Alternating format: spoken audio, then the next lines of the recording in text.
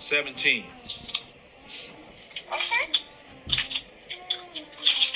Hi. Okay. 17. Okay. Matthew 5 and 17. Okay, look. Read that to me slowly. Read that to me. Okay. Which says, do not think that I have come to abolish the law. Stop. Okay, the law. Okay, wait. Hold on. Just stay right there with me. Let me make sure I'm not jumping the gun. Okay. It says, do not think I can. Okay, now stop. That's one statement. That's one statement, right? Matthew 5 and 17. Read it again. It says, do not think that I have come to abolish the law or the prophets. Stop. Just stop. No. Stop. There's a period right there. There's a period. Yeah. And this is what I want to say to the rest of the brothers and sisters that may hear this or things like that. When it comes to grammar and things like that, we have to use these points, right, for our understanding. Yeah. Of course, they didn't need that. They understood they're learning. They used more percents of their brain 2,000 years ago and things like that. So they don't need to go through all of these things that we need to go through because the English language has been more universal than any other language just for the last 500 years. 500 or 600 years when they took this planet. Now English is a part of the whole world, right? And almost everybody, the most used language in the world would be what? What would you say it is? English. Now ask yourself this for a minute. Now, and when I'm saying language is the key to your understanding. It's the key to how you process things. It's the key to how you understand adjectives and things like. It's the key. Language is the whole key to understanding. So I'm saying, how can this country? What has happened? I won't say how because I know how. In the last 600 years or so, when they took this country, I'll say 1492. Last 600 years, how can the new country or the new kid or the new on the block, like when we're on the block, we use these analogies. How can a new person on the block come and tell the whole world what's going on? It's through a language that is understandable, like a way of communication. Watch this. Watch this. Every empire that runs the world, they make their language the common language, because when they come and conquer things, they say, okay, you gonna take this dialect. The same thing when the Spaniards came over here, they colonized South America, and that's why most people in South America speak Spanish, because the Spaniards in 1492, they was the first ones to go in the slave trade.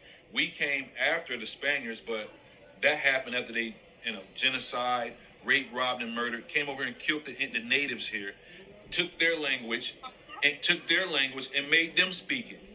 You see what I'm trying to say?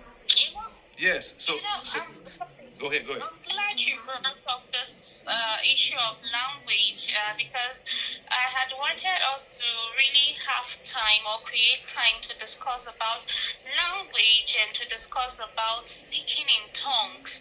So okay. I want you to just have at the back of your mind that maybe one of those days, if you have time, we'll talk about speaking in tongues.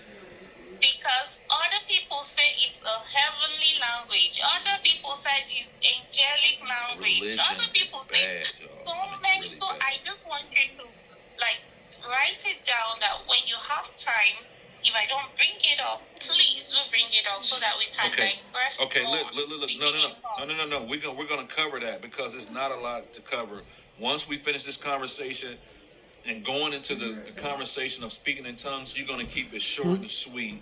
Just like it is when Paul is telling you that. The message is short and sweet. And this is what I mean when I say theology for religion. People took the New Testament, primarily the teachings of Paul. Most of them are teachings of Paul.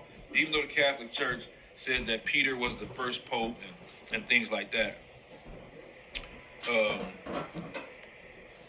They say Peter was the first pope. and things like that, but they don't teach the message that Peter took. Peter, they don't teach the message that Peter taught or that Peter understood, at least according to the Bible.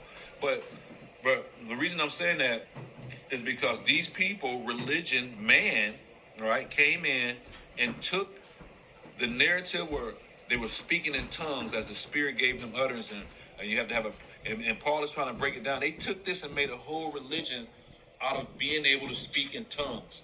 Like you can be taught to do that. The Bible makes it plainly and clear that the Spirit comes upon certain people and they spoke in tongues as the Spirit gave them utterance. So they used the New Testament to create all these different religions. They use the Presbyterian come from, and Lutheran, Catholicism, Baptism, Mormonism, all these things, these narratives. Think about the different religions that we have. I'm glad you brought that up.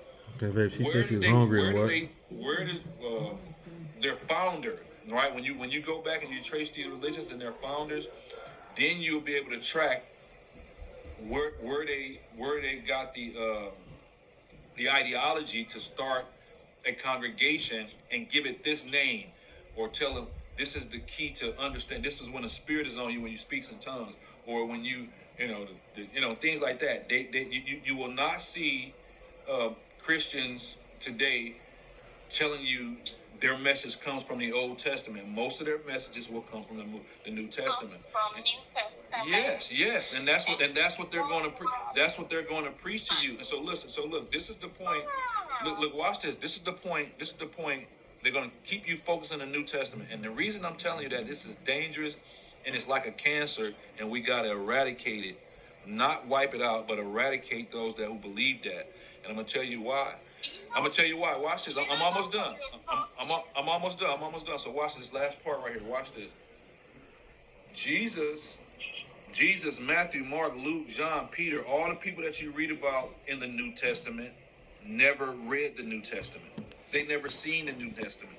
They never taught or spoke from the New Testament perspective. And I'm not saying that the New Testament ain't inspired. I'm not saying that. I'm just telling you their understanding, their messages. When you read Matthew, when you read the book of Matthew, during that time, Jesus did not see the book of Matthew. Matthew did not see the book of John. Luke did not see the book of Mark. Paul did not write no letters. You understand that? That's what I want you to know. And then when he did write letters, Paul never took his letter. He never took his letter and went to a church and read it. Think about that. Just think about those things for a minute. When Paul went to the Corinthians, he wrote a letter to the Corinthians. He never went into the synagogue, which is the church, the building, on the Sabbath day, stood up and read his letter to the congregation. Peter never stood up and read 1 Peter. They never done any of that. So that's why I'm telling you, it is very important for us as believers to take a step back, come out of religion, and get back into the cultural message. And that's why I'm saying the dictionary, the Old Testament is the dictionary, and helping you understand the New Testament. So that's why I want to say that. Okay, now that you're talking, and I realize that most of the churches we have, the new generational churches, the fake pastors we have, most of them, I'm sorry to say, if I'm hurting anybody listening, I'm sorry, but I will just have to say it, okay? I realize that most of them, their preaching or their foundation is deeply rooted in the New Testament. Exactly. And they get the sugar-coated scriptures in the New Testament rather than the Old Testament, okay? Mm-hmm. And that is not right. No, it's not. Salvation. I believe the whole story in the Bible, the whole teachings in the Bible is talking about salvation, okay? And yes, most of them talks about prosperity.